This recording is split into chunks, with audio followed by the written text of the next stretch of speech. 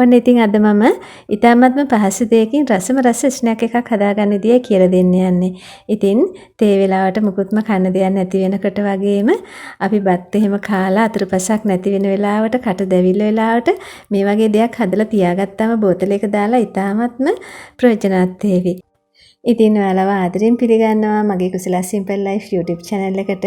ඔයාලට ඇඳිරි ඉන්න මගේ වීඩියෝ එකත් එක්ක ඉතින් තාම මගේ channel එකට අලුත් නම් ඔයා subscribe එකක් දාලා මාත් එක්ක එකතු වෙන්න. ඒ වගේම අදහසක් ලියන්න comment එකක් දාන්න, like එකක් දාන්න වීඩියෝ එක බලලා. ඒ වගේම share කරන්න යාළුවන්ටත් බලන්න. ඉතින් පාන් වලින් රසම රසට කෑමක් තමයි අද මම හදන්න යන්නේ. ගොඩක් ලේසි. පාන් පෙති 5ක් අරන් තියෙනවා මම පෙති පාන්. ඉතින් මේකට ඔයාලට sandwich පාන් වගේම normal පාන් එක අරගෙන මේ විදිහට සාමානව කපා ගන්නත් පුළුවන්. ඊට පස්සේ හතර පැත්තෙන් ඝනකම් වාටි කපලා මම ඒකත් වෙන් කර ගන්නවා.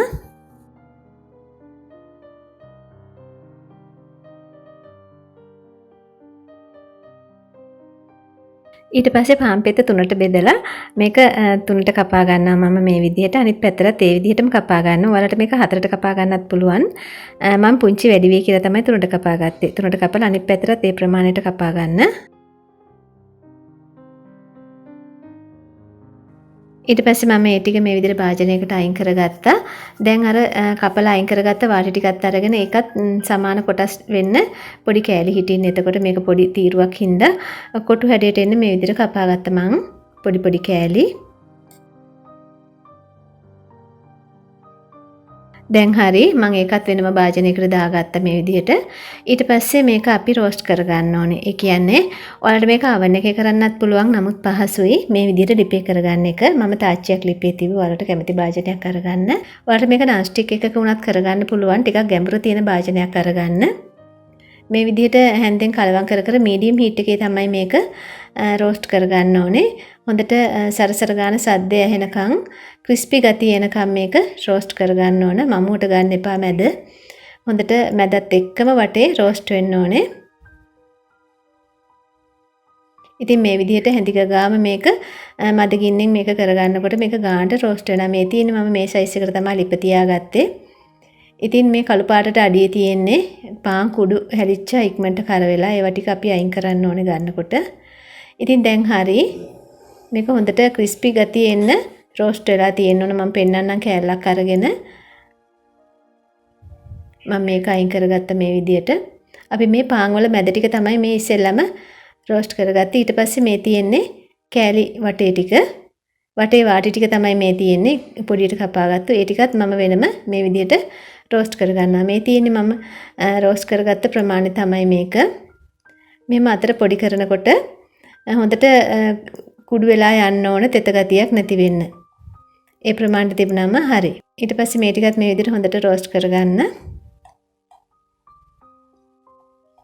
ඉතින් පාන් ඉතුරු වුණාම පාන් වැඩි වුණාම මේ දේ කරලා ඔයාලට කල් තියාගන්න පුළුවන්. ඔයාලගේ චූටි දූල පුතාලට වගේම ඕන කෙනෙකුට ගොඩාක් රසට හදාගන්න පුළුවන් කෑමක් තමයි මේක. හැබැයි ඇඟේ සීනි වැඩියෙන් තියෙනවා නම් මේක කන්න එපා. ඉතින් දැන් ඒකත් හරි. ඒකත් මම අයින් කරගත්තා. ඉතින් මේ දෙක එකට දාලා රෝස්ට් කරගන්න යන්න එපා. එතකොට එකක් බැදිලා වැඩි වෙයි, එකක් බැදිලා අඩු වෙයි. මොකද පාන් වාටි ඉක්මනින් බැදෙනවා. මොකද ඒක හයියේ හින්දා. ඊට පස්සේ මම තවත් භාජනයක් ලිපේ තෙව්වා. සීනි ටිකක් කැරමල් කරගන්න ඕනේ. ඉතින් සීනි ටික කැරමල් කරගන්න තමයි මේ යන්නේ. ඉතින් සීනි මේස හැන්දයි මම දැම්මේ.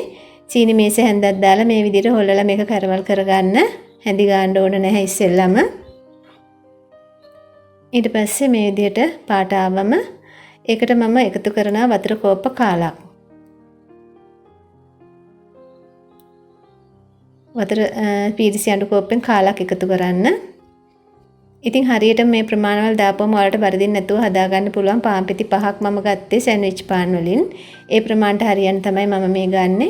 ඊට පස්සේ වතුර කෝප්ප කාලක් දැම්මට පස්සේ සීනි මේස හැඳි 5ක් මම ආයෙ එකතු කරා ඒකට. අපි කැරමල් වෙන්න තමයි ඉස්සෙල්ලා සීනි මේස හැඳ දැම්මේ. දැන් කැරමල් වුණාට පස්සේ පැණි රස එන්න තමයි මේ සීනි මේස හැඳි 5 දාන්නේ. දැන් ඒකත් මේ විදිහට මම හොඳට උතුරවලා දිය කරගත්තා. අපිට මේක හැන්දක් පාවිච්චි කරන්නෙම නැතුව හදන්න උනත් පුළුවන්. නමුත් හැන්දක් දැන් නම් පාවිච්චි කරලා කමක් නැහැ. කැරමල් එක හදනකොට හැඳි පාවිච්චි කරන්න ඕනේ නැහැ. අපි අතින් කරකවලම තමයි මේක හදාගන්නේ. මම කැරමල් පුඩින් වලින් ඔයාලට කැරමල් හදන විදිය කියලා දීලා ඇති ගොඩක් සැරවල් වල. ඉතින් දැන් මේක හොඳට උතරලා මේ විදිහට ටිකක් උකු ගතියට එනකොට මේකට එකතු කරන්න පොල් කිරි ටිකක්. පොල් කිරි මම දැම්මේ පීරිසි අඬු කෝප්ප කාලයි. ඉතින් ඔයාලට කිරි රස වැඩියෙන් ඕන නම් චුට්ටක් තව වැඩි කරලා දාගන්න කෝප්ප භාගයක් විතර. ඒකට ප්‍රශ්නයක් නැහැ. මිටි පොල් කිරි පීරිසි අඬු කෝප්ප කාලක් තමයි මම දාගත්තේ. මම බටර් තේ හැන්දක් එකතු කරා. ඔයාලට එක්ස්ට්‍රා මාගරින් උනත් මේකට දාන්න පුළුවන්. ඒ වගේම වැනිලා තේ හැන්දකුත් දාන්න. ඒක වීඩියෝ වෙලා නැහැ. මේකට වැනිලා තේ හැන්දකුත් දාගන්න ගොඩක් රසයි එතකොට. ඉතින් ඒක දැම්මට පස්සේ ටිකක් මේක තවත් දිය වෙනවා. දැන් හොඳට ගින්දර සැර චුට්ටක් වැඩි කරලා මේක මේ විදිහට උතර පොඩ්ඩක් හිඳ ගන්න. ගොඩක් දියාරුවට ගන්න එපා. අපිට මේ හදන එක එතකොට තැවරෙන්නේ නැති වෙයි. ඒ හින්දා හොඳට මේක උකු ගතියක් එන්න හදාගන්න මම. ඊට පස්සේ මේ විදිහට මේ ප්‍රමාණයට එනකොට ලිප ඕෆ් කරන්න. දැන් මේක හොඳට උකු ගතියට හැදිලා තියෙන්නේ. දැන් මම කලින් රෝස්ට් කරගත්තු පාන් ටික ඔක්කොම එක සැරේ මේ විදිහට දාගත්තා. ඉතින් ඔයාලා බය වෙන්න එපා. මම මේ ගත්ත ප්‍රමාණ වලින් ගත්තාම ඔයාලට මේක මදි වෙන්නෙත් නැහැ, වැඩි වෙන්නෙත් නැහැ. ඉතින් සෑන්ඩ්විච් පාන් පෙති 5ට සීනි මේසේ හැන්දක් දාලා කැරමල් කරා. ඊට පස්සේ ඒකට වතුර අඬු කෝප්ප කාලක් දාලා ඊට පස්සේ ඒකට සීනි මේසේ හැඳි 5ක් දැම්මා. ඊට පස්සේ ඒක දිය වෙනකොට පොල් කිරි අඬු කෝප්ප කාලක් දැම්මා. මිටි පොල් කිරි ඊට පස්සේ බටර් තේ හැන්දක් දැම්මා. නැවත දැම්මා වැනිලා තේ හැන්දක්. ඊට පස්සේ තමයි ඒක හොඳට උකු වෙලා උකු ගතියට එනකොට මේ පාන් ටික අපි රෝස්ට් කරගත්තු පාන් ටික දාගත්තේ. ඉතින් ඕනම කෙනෙකුට මේ විදිහට හදාගන්න පුළුවන්. ඉතින් මේක පාන් ටික දාන්න ඕන ලිප ඕෆ් කරලා. ලිප ඕෆ් කරලා රස්නේ පිටින්ම මේක දාගන්න. නිවෙන්න දෙන්න එපා. එතකොට ගල් වෙයි. රස්නේ පිටින්ම මේක දාලා හොඳට කලවම් කරන්න. කලවම් කරලා මේ විදිහට මම අයින් කරගත්ත ප්ලේට් එකකට. ඉතින් ඔයාලට කියන්න බැරුණා මේකට ඔයාලට පොල් කිරි නැත්තම් ෆ්‍රෙෂ් මිල්ක් දාලා හදාගන්න එල කිරි. එතකොට මීටත් වඩා රසයි. ඊට පස්සේ පොඩ්ඩක් රස්නේ අඩු වෙනකොට මේ ඇයිලා තියෙන කෑලි පොඩ්ඩක් අතින් ගලවලා හදාගන්න. දැන් හරි අපේ ස්නැක් එක සූදානම්. මෙහෙම හදලා බලන්න ගොඩක් රසයි මේක. කටේ දාපු ගමන් දිය වෙනවා. මේක බෝතලයකට දාලා හුලම් වදින්න නැති වෙන්න වහලා තියුවම ඔයාලට ගොඩක් දවස් තියාගන්න පුළුවන්. ඉතින් ඔයාලත් හදලා බලන්න මේ විදිහට. ඔයාලගේ දූල පුතාලට වගේම ඕනම කෙනෙකුට රස බලන්න පුළුවන්. ඉතින් ආයෙ දවසක මේ වගේ වටිනා වීඩියෝ එකකින් හමු වෙමු. ඔයාලට සුබ දවසක්. මම කුසලා ගිහින් එන්නම්.